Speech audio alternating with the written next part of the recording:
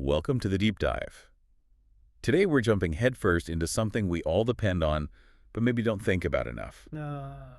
Water. That's right. And we often treat it like it's just there, Yep. infinite. But the sources we've looked at paint a really different picture. Oh, absolutely. A story where controlling water, or failing to, literally shaped history. We're talking empires rising and falling, revolutions kicking off, even today's global politics. It's definitely the invisible engine behind so much of human history. And to give you a sense of its scale, think about this. Global water use shot up 9 times in the 20th century. 9 times. That's huge. It is. It's almost up there with the growth in energy use over the same time, which is about 13-fold. We talk about energy all the time, but water. Yeah, it doesn't get the same headline treatment, does it? Even though it's arguably more fundamental. Precisely. And here's the paradox. We live on a blue planet, loads of water everywhere, right? Right. Oceans covering most of it. But the amount of fresh water, the stuff we can actually use, is tiny. Only about 2.5% of all water is fresh. Okay. And then get this, nearly 2/3 of that fresh water is locked up in ice caps and glaciers. So what's left? Not much, I'm guessing. Exactly.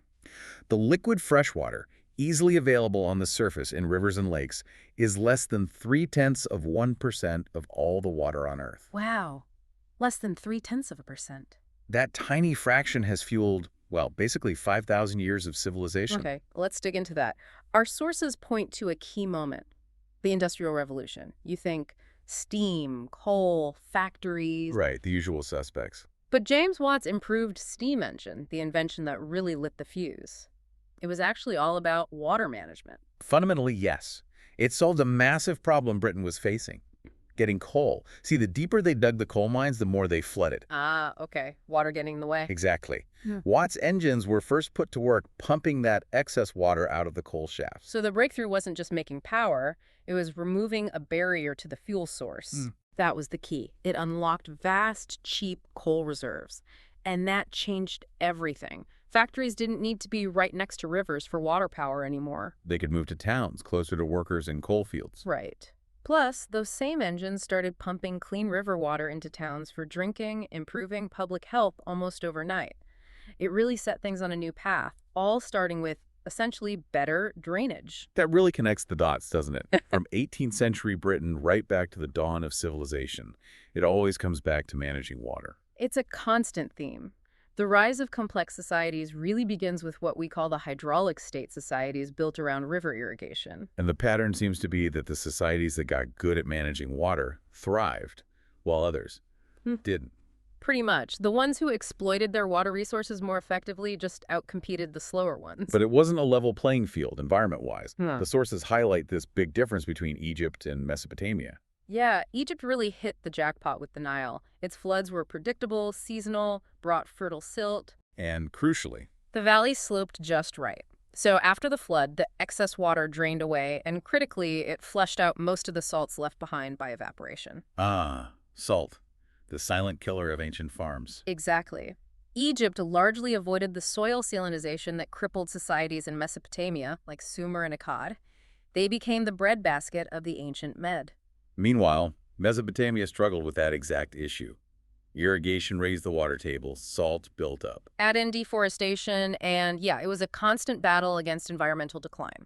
Success in the short term led to long-term problems. And this ties into politics, right?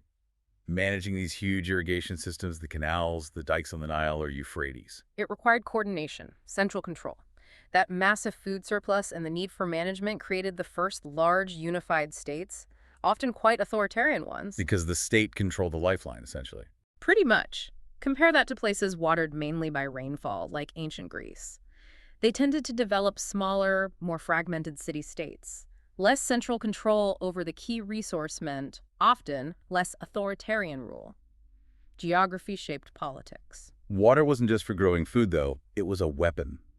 You found that incredible story about Cyrus the Great and Babylon in 539 BC. Right. Babylon seemed impregnable, massive walls.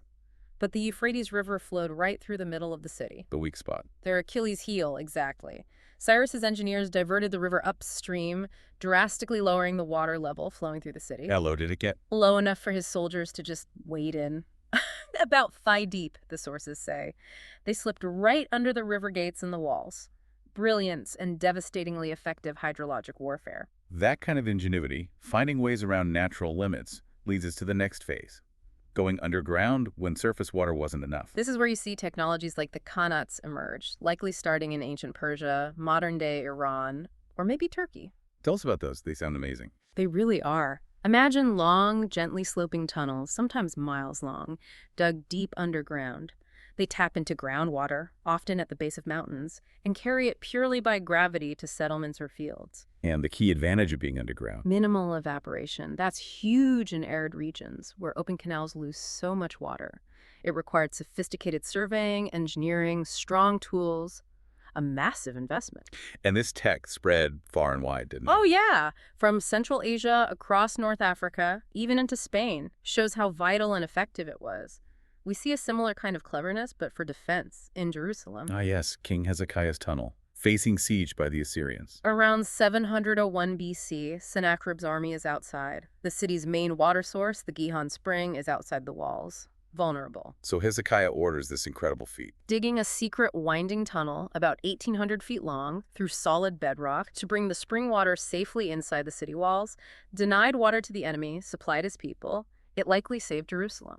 That defensive thinking highlights a shift, doesn't it? Right. Water not just as something you need, but as a strategic landscape feature, a highway or a barrier. Exactly. Look at the Mediterranean Sea. It was this welcoming seascape, as one source puts it, great for trade between Greek cities. But also a defense. A huge natural barrier. It helped protect those smaller Greek states from the massive land armies of empires like Persia. The sea was their moat, their trading floor. Then you have Rome, started as a land power, but realized pretty quickly they needed naval strength. Big time. Around 260 BC, they decided to build a huge fleet, learning heavily from the Greeks they fought. But they added their own twist. They weren't natural sailors initially. No, their strength was the legionary, the infantry soldier. So they designed their warships to essentially turn sea battles into land battles. Oh. Heavier ships, less maneuverable perhaps, but equipped with the corvus. That famous hinged gangplank with a big spike on the end? Right, the boarding bridge. Exactly. Ram an enemy ship, drop the corvus, it digs into their deck, and your soldiers just storm across. Genius, really, playing to their strength. Now contrast that Mediterranean focus on sea power with China's approach. Very different. China's power was consolidated inland.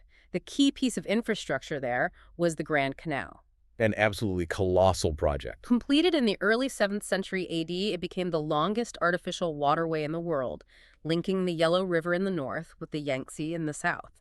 It was described as the electrifying fulcrum of China's golden age. Electrifying fulcrum. I like that. And its impact. It was instrumental in unifying China, creating a truly centralized state. It allowed grain, troops, and goods to move efficiently across vast distances, fueling economic growth and consolidating imperial power. It literally bound the country together. Okay, let's jump forward again to Europe. Pre-steam engine, but still innovating with water. Right, even before steam took over, Europe saw significant advances in harnessing water flow. The big one was the vertical overshot water wheel. More efficient than the older types. Much more. 3 to 5 times more efficient than the undershot wheel, where the water just pushes the bottom. The overshot wheel uses the weight of the water falling into buckets on top. And this powered early industry. Absolutely. Textiles, papermaking, iron forging, especially in Northern Europe where you had reliable streams, it laid a lot of the groundwork for industrialization. But then industrialization leads to urbanization, and cities create a huge double-edged water problem. You need it to live, but wastewater can kill you. Precisely. And London hit a crisis point in the summer of 1858, the Great Stink. Sounds unpleasant. Understatement. The Thames was effectively an open sewer.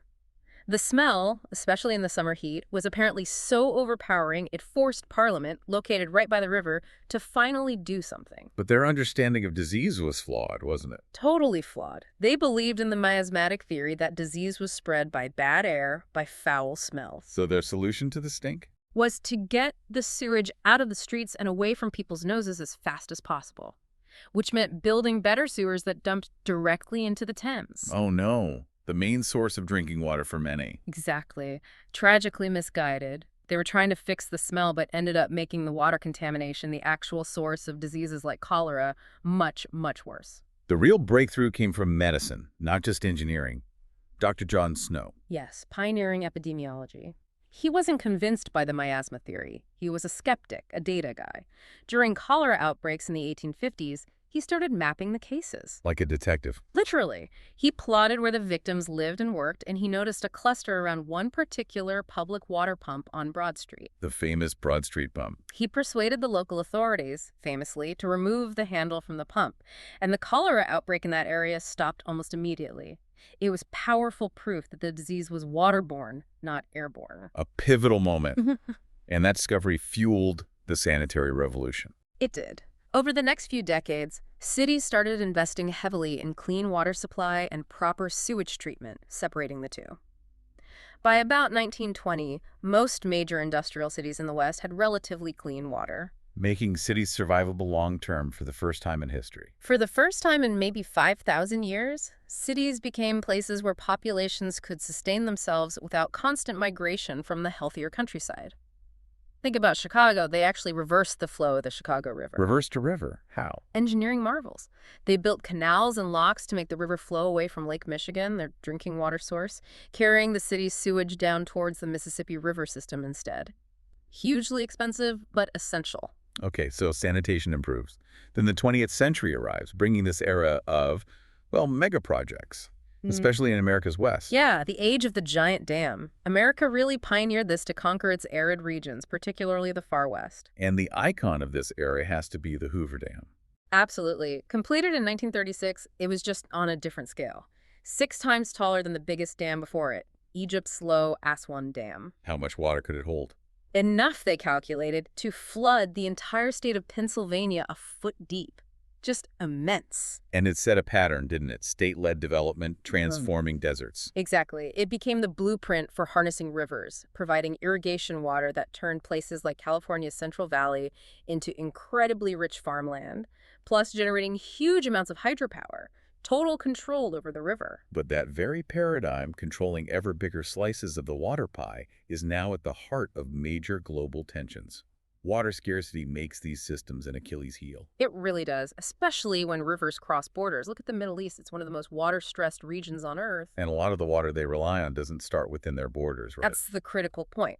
Over 80% of the river water flowing into the oil-rich Arab nations actually originates in non-Arab states. Turkey, Ethiopia, Israel.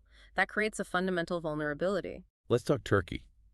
They've built massive projects on the Tigris and Euphrates, the GAP project. The Southeastern Anatolia project, yeah. Centered around the Ataturk Dam, which is enormous. It can hold something like 5 times the entire annual flow of the Euphrates River. 5 times the annual flow. So Turkey basically has a chokehold on the river downstream. That's exactly how Syria and Iraq see it. It gives Turkey immense leverage. There have been serious diplomatic rows, protests, even veiled threats. The potential for conflict over that water is very real. And the Nile Basin is another flashpoint.